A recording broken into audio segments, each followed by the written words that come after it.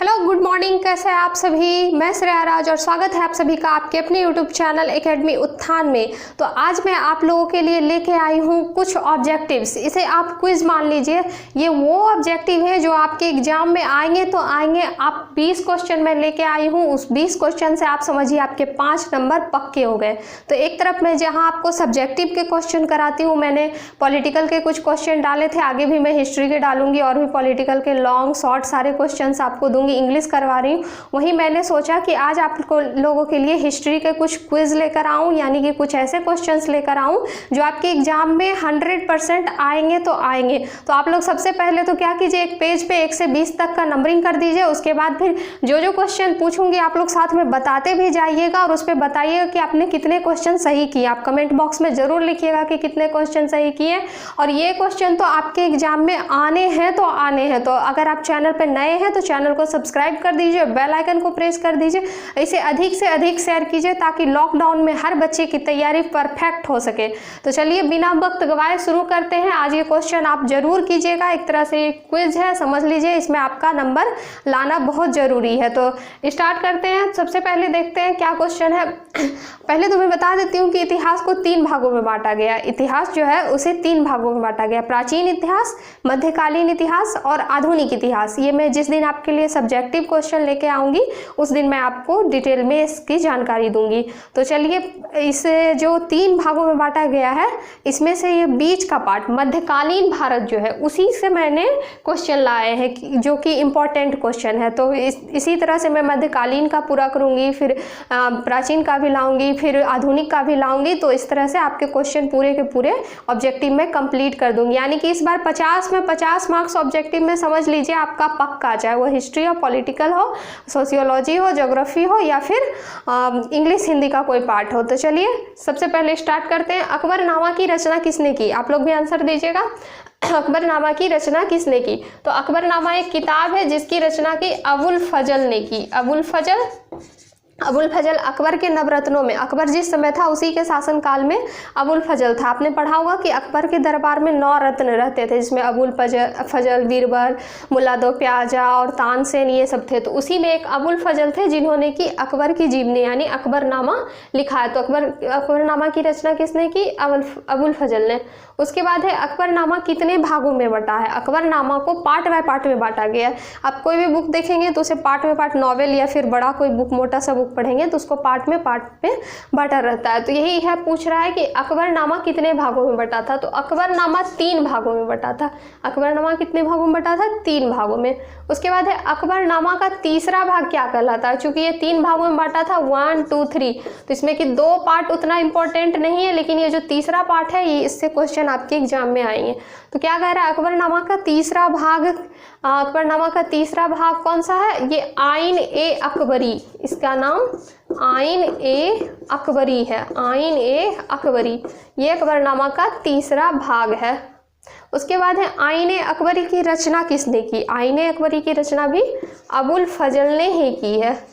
अबुल फजल। कभी कभी क्वेश्चन दे देगा कि आइन ए अकबरी की रचना किसने की, क्योंकि अकबरनामा की तो आप जानते हैं, तो इसके भी रचना अबुल फजल ने की।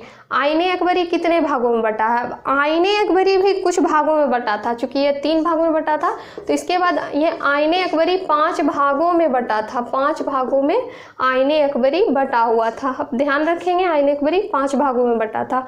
उसके बाद अकबरनामा एवं आइन ए अकबरी की भाषा क्या थी? यानी अकबरनामा और आइन ए अकबरी जो लिखी गई अबुल फजल द्वारा, वो किस भाषा में लिखी गई? तो ये लिखी गई फारसी भाषा में। फारसी भाषा में आइन ए अकबरी अबुल फजल। उसके बाद हुमायूं नामा की लेखिका कौन? हुमायूं नामा हुमायूं के जीवन, बाबर का जो बेटा हुमायूं था उसी के जीवनी को हुमायूं की ही बहन, हुमायूं की बहन यानी लेखिका अब ये गुलबदन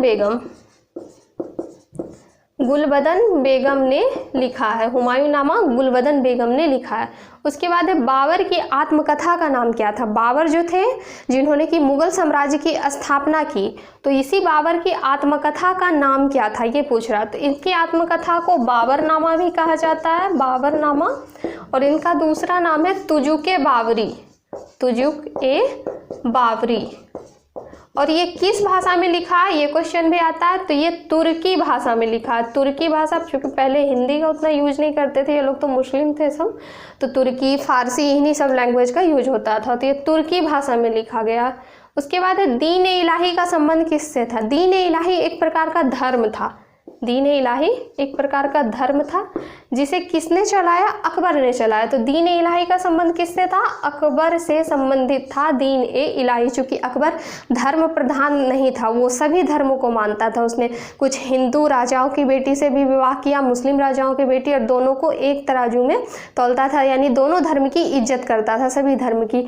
अकबर ने एक सिक्का भी चलाया था। आपने अगर जोधा अकबर सीरियल देखा होगा या फिर ऐसे भी पढ़ा होगा तो उसमें देखा होगा कि अकबर ने एक सिक्का चलाया था जिसमें कि एक तरफ उन्होंने अपने मुस्लिम देवता जो होते हैं उनकी फोटो लगाई थी और दूसरी तरफ जो उन्होंने कृष्ण जी की फोटो लगाई थी। तो इस तरह से अकबर दोनों धर्मों को एक समान मानता था और दोनों धर्मों की इज्जत करता था।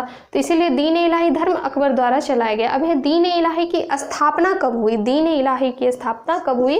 तो ये 1581 से 82 ईस्वी के बीच हुई, क्योंकि इस अकबर ने किया था। और अकबर का शासनकाल कब से कब था? अकबर का शासनकाल था 1556 से 1605 ईस्वी में, क्योंकि 1556 में बाबर की मृत्यु हुई थी तो इनको बैठाया गया था, और ये 1605 ईस्वी में अकबर की मृत्यु हुई थी, यानी कि यहाँ से यहाँ तक इनका शासनकाल था। तो इसी के बीच 1581 से 82 के बीच दीन इलाही धर्म की स्थापना हुई। अब पूछ रहा भारत का अंतिम मुगल शासक, मुगल वंश की स्थापना बाबर ने की। उसके बाद उसका बेटा हुमायूं था, फिर उसका बेटा अकबर, फिर उसका बेटा जहांगीर, फिर उसका बेटा शाहजहां, उसका बेटा औरंगजेब। इस तरह से आगे चलते गया। बहादुर शाह प्रथम आया, द्वितीय आया। तो इस तरह से क्या कह रहा है कि भारत का अंतिम मुगल शासक, यानी जब मुगल वंश का पतन हुआ तो उस समय अंतिम मुगल शासक कौन थे? तो ये बहादुर शाह जफर थे। बहादुर शाह जफर थे अंतिम मुगल शासक। अंतिम मुगल शासक बहादुर शाह जफर थे। अब जजिया कर लिया जाता था। जजिया एक प्रकार का कर था। तो जजिया कर किससे लिया जाता था? गैर मुसलमानों या जिम्मियों से। गैर मुसलमानों को ही जिम्मी कहा जाता है। कभी कभी क्वेश्चन आपसे गैर मुसलमान ऑप्शन में नहीं देकर जिम्मी दिया रहेगा तो आप लगाएंगे, गैर मुसलमान नहीं रहेगा तो जिम्मी लगाएंगे। तो इस तरह से जजिया कर एक प्रकार का कर था जो कि हिंदुओं से, यानी जो मुस्लिम ना हो, गैर मुसलमान का मतलब ये जो अन्य धर्म, हिंदू हो गया, सिख हो गया, ईसाई हो गया, तो ये गैर मुसलमानों या जिम्मियों से लिया जाता था जजिया कर। अब है किताब उल रहला में किसका यात्रा वृत्तांत है?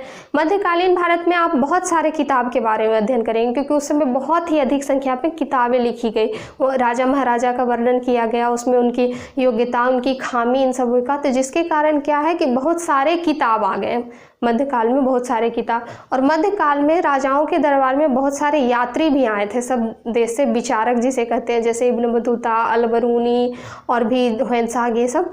तो इस तरह से इसमें एक क्वेश्चन कह रहा है कि किताब उल रहला, ये एक बुक का नाम है, ये किसका यात्रा वृत्तांत है? मतलब अपने यात्रा का वर्णन। अब जैसे कोई अमेरिका से इंडिया आया, वो जब इंडिया आया तो उसे क्या क्या परेशानी हुई, क्या क्या उसे अच्छा लगा, क्या क्या उसने देखा, कैसे वो यहाँ तक पहुँचा, उन सभी का वर्णन अगर वो व्यक्ति किताब में कर देगा और उस किताब का नाम दे देगा तो वही एक किताब उसका यात्रा वृत्तांत हो जाएगा। तो यहाँ पर है किताब उल रहला किसका यात्रा वृत्तांत है? ये मोरक्को के एक निवासी थे, इब्न बतूता एक जो भारत के यात्रा पे आए थे। तो इब्न बतूता का ये एक रचना है किताब उल रहला।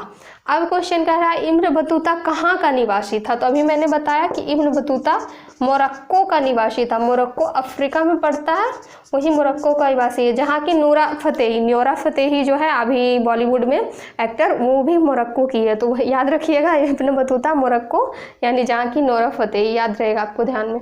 इब्न बतूता ने रहला की रचना किस भाषा में की? रहला की भी रचना हुई। आपको तो मैंने बताया कि सबकी रचना अलग अलग भाषा में, क्योंकि सब अलग अलग देश के निवासी थे उस समय। तो इब्न बतूता ने रहला की रचना किस भाषा में की? अरबी भाषा में की। अरबी भाषा में इब्न बतूता ने रहला की रचना की। तो उसके बाद ये देखिए 15 क्वेश्चन हो गए, उसमें मैंने कुछ अलग से भी बता दिया। ये तो आपको याद कर जाना है। आप समझ लीजिए इसमें से 5 क्वेश्चन तो आएंगे, और अब जहाँ की 100 ऑब्जेक्टिव पूछे जाते हैं उसमें से कोई 50 बनाना हो तो इससे समझ लीजिए 5 प्लस पूछे जाएंगे, क्योंकि ऑप्शन रहता है इसमें 5 प्लस, तो आपको याद कर जाना। अब आगे देखते हैं ये कुछ ईस्वी मैंने दिया, मैं हर रोज़ इसी तरह से आपको 5 ईस्वी दूंगी, क्योंकि इस पे याद करना, ध्यान रखना हिस्ट्री में बहुत ज़रूरी होता है। तो आप इसे ध्यान रखेंगे। पानीपत का प्रथम युद्ध कब हुआ? पानीपत का जो प्रथम युद्ध हुआ वो कब हुआ? वो 1526 ईस्वी में हुआ। 1526 ईस्वी में बाबर और इब्राहिम लोदी के बीच। और इसी युद्ध के दौरान, बाबर और इब्राहिम लोदी के बीच जब ये युद्ध हुआ, तो इसी युद्ध के दौरान जब बाबर ने इब्राहिम लोदी को हरा दिया, तब मुगल सल्तनत की स्थापना हुई। ये इब्राहिम लोदी जो था ये लोदी वंश का शासक था, और जब बाबर ने इसे हरा दिया तो लोदी वंश की जो नींव थी वो ख़त्म हो गई, और यहाँ बाबर यानी मुगल वंश का शासन आ गया दिल्ली सल्तनत में। तो अगर पूछेगा पानीपत का प्रथम युद्ध कब हुआ, तो 1526 ईस्वी में। किसके बीच हुआ? बाबर और इब्राहिम लोदी के बीच हुआ। और मुगल वंश की स्थापना कब हुई? वो भी 1526 ईस्वी में। किसे हराकर हुई? तो इब्राहिम लोदी को। किस वंश को समाप्त कर दिया गया? तो लोदी वंश को समाप्त कर दिया। इससे देखिए 5 ऑब्जेक्टिव निकल गए आपके, 5 ऑब्जेक्टिव, आपको इसको ध्यान में रखना। उसके बाद पानीपत का द्वितीय युद्ध भी हुआ, जैसे कि वर्ल्ड वार है ना, world war first, world war second, तो इसी तरह से पानीपत में भी प्रथम युद्ध, ये द्वितीय युद्ध। तो पानीपत का द्वितीय युद्ध कब हुआ? ये हुआ 1556 ईस्वी में। देखिए कितना ध्यान, कितना आराम से याद रखिएगा। तीनों लेटर एक ही है, 15-15-6, 15-15-6। आपको सिर्फ बीच का पार्ट अलग करना है। 2 दूनी 4 कर दीजिए, 1 प्लस कर दीजिए, यानी ऐसे भी आपको ध्यान रहेगा। 1556 ईस्वी में किसके बीच हुआ? ये अकबर और हेमू के बीच हुआ। अकबर और हेमू के बीच हुआ। कहीं कहीं अकबर के जगह बैरम खां भी दिया रहेगा, क्योंकि राजा तो युद्ध करने जाते थे जब बहुत ज़्यादा ही विषम परिस्थिति होती थी तब। ऐसे तो राजा को जो संरक्षक रहता था, बैरम खां भी जो थे वो राजा के संरक्षक, अकबर के संरक्षक थे। तो इनके और हेमू के बीच हुआ, और इसमें बैरम खां ही जीते, यानी अकबर की जीत हुई और हेमू का हार हो गया। उसके बाद है पानीपत का तृतीय युद्ध कब हुआ? पानीपत का तृतीय युद्ध भी है 1761 ईस्वी में हुआ। 1761 ईस्वी में पानीपत का तृतीय युद्ध हुआ। और किसके बीच हुआ? यह अहमद शाह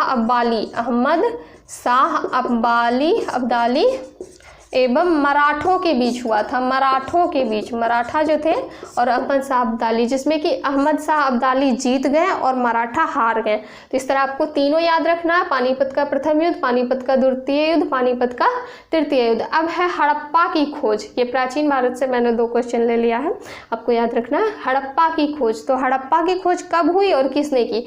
हड़प्पा की खोज 1921 में हुई।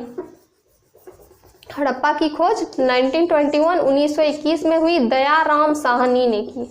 दयाराम साहनी ने हड़प्पा की खोज की 1921 में। और हड़प्पा रावी नदी के किनारे, इसका मैं डिटेल से जब आपको सिंधु घाटी सभ्यता बताऊंगी तो मैं इसका डिटेल से अध्ययन कराऊंगी, क्योंकि सिंधु घाटी की शॉर्ट क्वेश्चन, लॉन्ग क्वेश्चन और ऑब्जेक्टिव क्वेश्चन को मिला के लगभग 20 नंबर के क्वेश्चन पूछे जाते हैं आपके एग्जाम में, 20 नंबर कह लीजिए। तो इसीलिए मैं उसको आपको डिटेल से बताऊंगी, और ये ऑब्जेक्टिव अभी आप ध्यान में रखेंगे। तो हड़प्पा की खोज 1921 में दयाराम साहनी ने की। उसके बाद मोहनजोदड़ो की खोज किसने की? मोहनजोदड़ो की खोज 1922 में राखाल दास बनर्जी ने की। इन्हें शॉर्ट में RD बनर्जी भी कहा जाता है। RD बनर्जी अगर यहाँ रहेगा तो RD बनर्जी मारना है, राखाल दास बनर्जी रहेगा तो राखाल दास बनर्जी को टिक करना है। तो इस तरह हड़प्पा की खोज 1921 में हुई और मोहनजोदड़ो की खोज 1922 में हुई।